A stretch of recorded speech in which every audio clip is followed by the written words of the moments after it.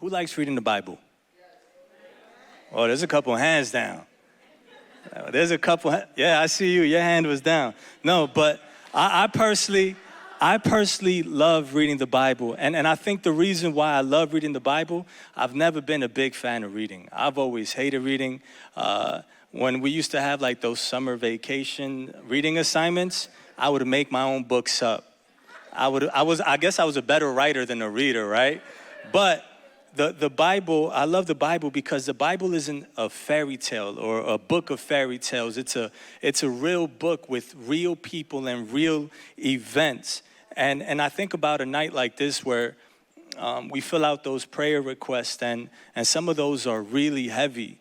A lot of us are dealing with real life issues, real life moments that really can be weighing on us. So I think about a night like this, and then I think about the Bible, and I felt like as I was praying about this moment, I felt like God really led me to the story of Job.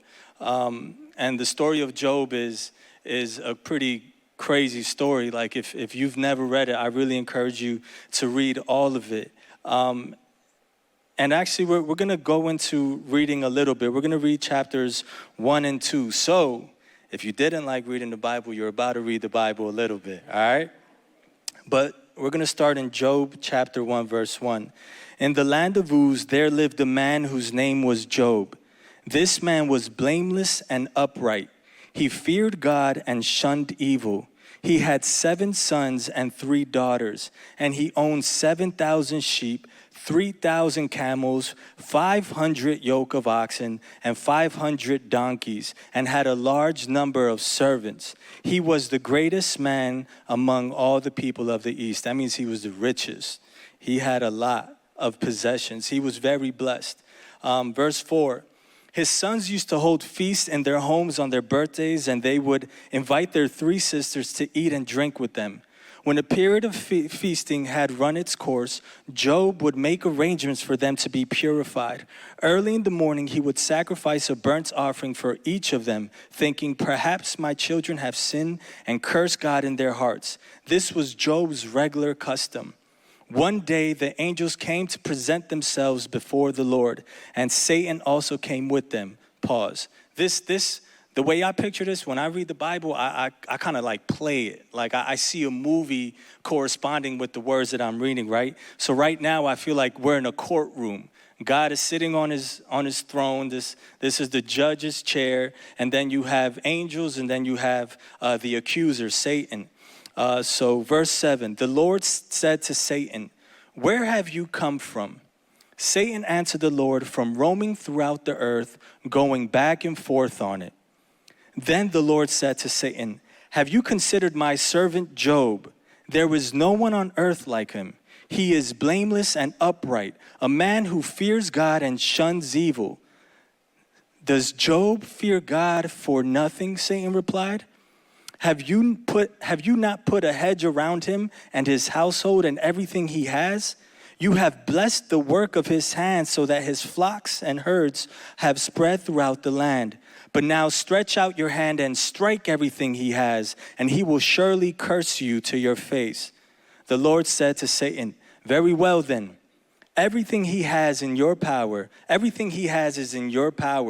but on the man himself do not lay a finger. Then Satan went out from the presence of the Lord. It's a lot so far. So Satan has this conversation with God. God says, you can go after my servant Job because he shuns evil. He will not fault or fall or crumble just because you take his possessions. So now we find ourselves in verse 13. One day Job's sons and daughters were feasting and drinking wine at the oldest brother's house. A messenger came to Job and said, the oxen were plowing and the donkeys were grazing nearby, and the Sabeans attacked and made off with them. They put the servants to the sword, and I'm the only one who has escaped to tell you. While he was still speaking, another messenger came and said, the fire of God fell from the heavens and burned up the sheep and the servants, and I'm the only one who has escaped to tell you. While he was still speaking, another messenger came and said, the Chaldeans formed their raiding parties and swept down on your camels and made off with them. They put the servants to the sword, and I'm the only one who has escaped to tell you. While he was still speaking, can you believe it?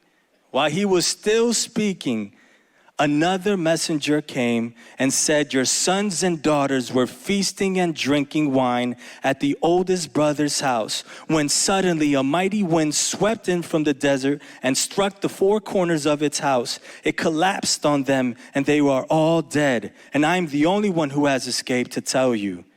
What a day. What a day. Honestly, what a couple of moments. If it was back to back to back. At this, Job got up and tore his robe and shaved his head. Then he fell to the ground in worship and said, naked I come from my mother's womb, and naked I will depart. The Lord gave, and the Lord has taken away.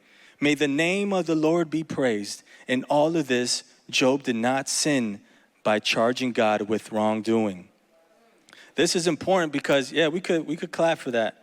This is important because, hold on.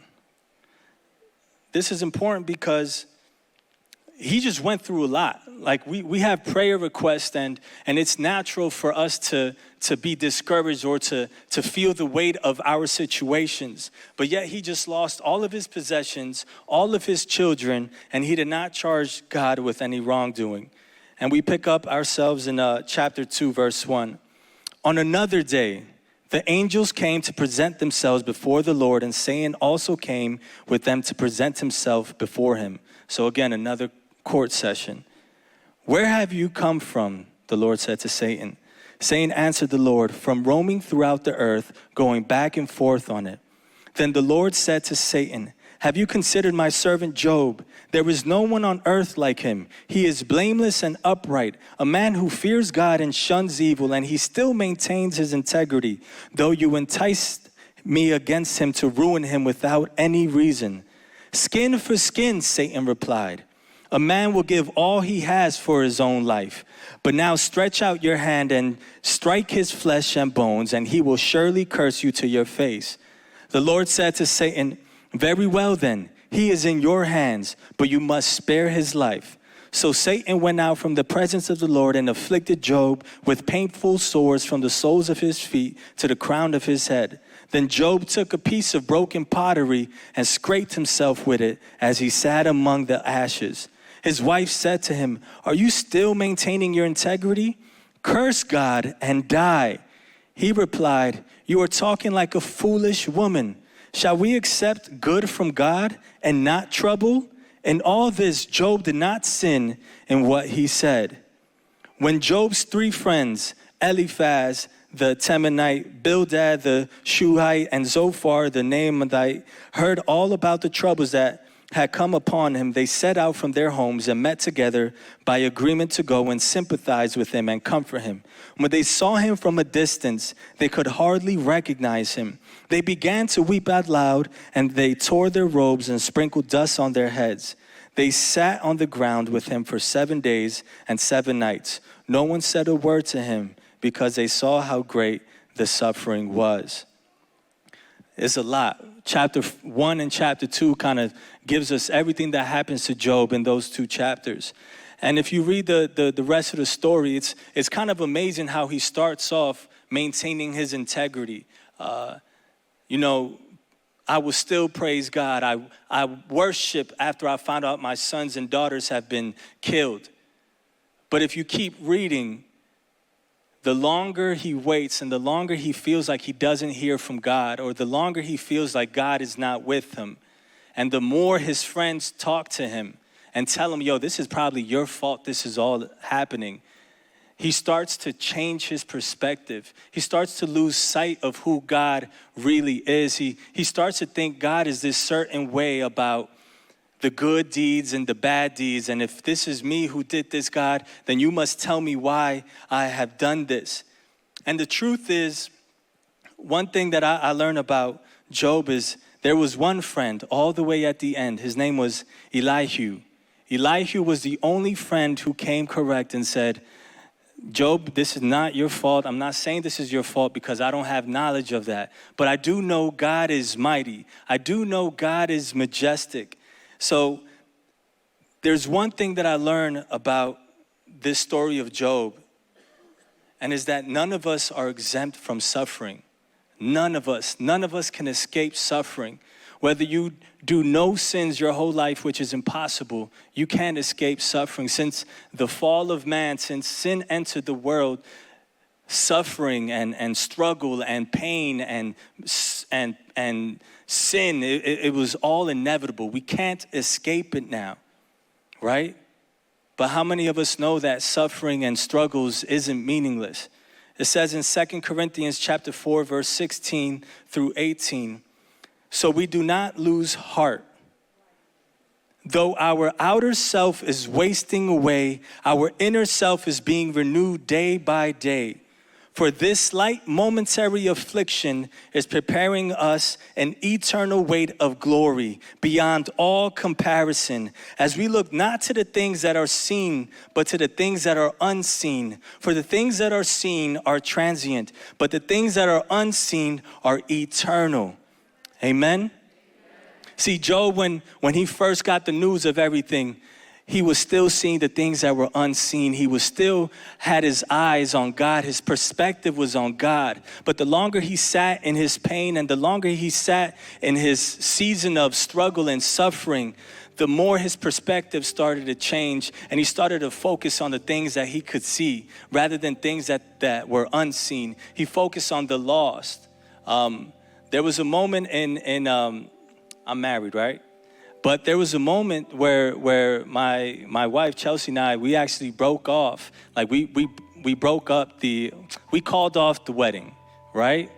And I remember just sitting there, and for maybe the first 2 months, she broke up with me. But maybe the first 2 months, I felt the loss. I felt the heaviness of like, I lost my fiance. I had a business at the time. I had to sell it because COVID hit me hard. The car I had to give it away. There was so much loss that I was dealing with in that moment, and I felt it. And I'll never forget, I was on the phone with my dad. He's here again. I didn't know he was coming again. But I was on the phone with my dad, and he tells me, son, you're at rock bottom, and I'm happy for you. I'm excited that you're in rock bottom because there's only one way to go from rock bottom, and that's up. And I felt like this is Job right now. This is Job right now. When we deal with our certain situations, and again, I'm not blaming anyone for doing it because it's natural for us. When we feel the heaviness of our situations and our circumstances, we feel that we can't depend on God sometimes. We feel like, why is this happening, God? If this is your world, God, why is this happening to me? Why does my mom have cancer at 50? Why did my son die? Why is my son having troubles with faith? There's so many things that happen and we blame God or we ask God why. See, Job shifted his attention, and that's something that we do too. And it wasn't until Job shifted his sight to the things that were unseen where he had breakthrough in his suffering. See, so many times in these seasons of struggling and suffering, we feel like we're alone. See, in that moment, I felt like, God, why am I losing when I went through that season? I just kept feeling like I was losing. Every angle I kept losing. God, why am I losing? And God didn't say anything until one time he did. And this is what God said to Job. Job spent 30 chapters trying to get a word from God. He spent 30 chapters trying to plead a case to God, build up a case to God. He thought he was Harvey Specter. But this is what God finally says to Job. Job starts questioning God and the way he does things. And it kind of seems like he thinks he could do it better than what God would do. And God says this in Job 31, verses 1 through 7. Then the Lord spoke to Job out of the storm. He said, who is this that obscures my plans with words without knowledge? Brace yourself like a man. I will question you and you shall answer me. Where were you when I laid the earth's foundations? Tell me if you understand who marked off its dimensions. Surely you know who stretched the measuring line across it. On what were its footings set, or who laid its cornerstone, while the morning stars sang together and all the angels shouted for joy. I could imagine Job in that moment getting that word from God, and even now I can feel like ooh, right? I can imagine how Job was in awe of God, how he had to take a step back and it hit him. It hit him. He isn't God. He doesn't know what God can do. See, God has just given him a glimpse of what was on his agenda, what he has a load of, but he doesn't know everything yet. And then Job has the perfect response. The perfect response found in Job 42, verses 1 through 6. Then Job replied to the Lord, I know that you can do all things. No purpose of yours can be thwarted. You asked, who is it that obscures my plans without knowledge? Surely I spoke of things I do not understand, things too wonderful for me to know. You said, listen now, and I will speak, and I will question you, and you shall answer me. My ears had heard of you, but now my eyes have seen you. Now my eyes have seen you. And it was in that moment where Job's perspective fell right back in place. He was no longer looking at the things that were seen, but now his eyes were back on the things that are unseen. It's in this moment where the things that he lost didn't even matter. God didn't even restore him yet, and he was fine. He said, now my eyes have seen you. See, this is it. This is the buildup of the whole book. All 42 chapters lead up to this moment. Now my eyes have seen you. See, when we begin to delight in who he is, not because of our need or our suffering, but just solely because of who he is, that's when we truly get the grace and the power, the peace and the freedom that we will need when we're struggling. See, I can only imagine there's a lot of people in here. Some of you guys have been following Christ for a long time, and I'm sure there's been moments that in your walk, your story may have looked like Job, where you following God wholeheartedly, faithfully, and you just start losing things.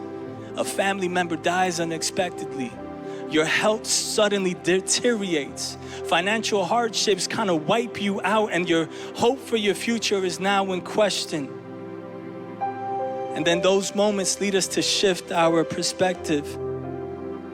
See, Job realized that God was more than enough.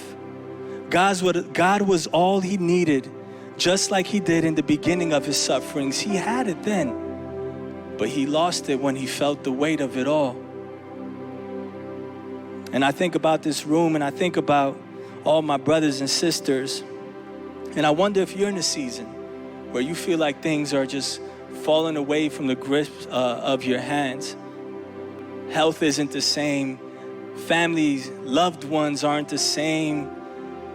You're dealing with debts in the family. You're dealing with unexpected situations.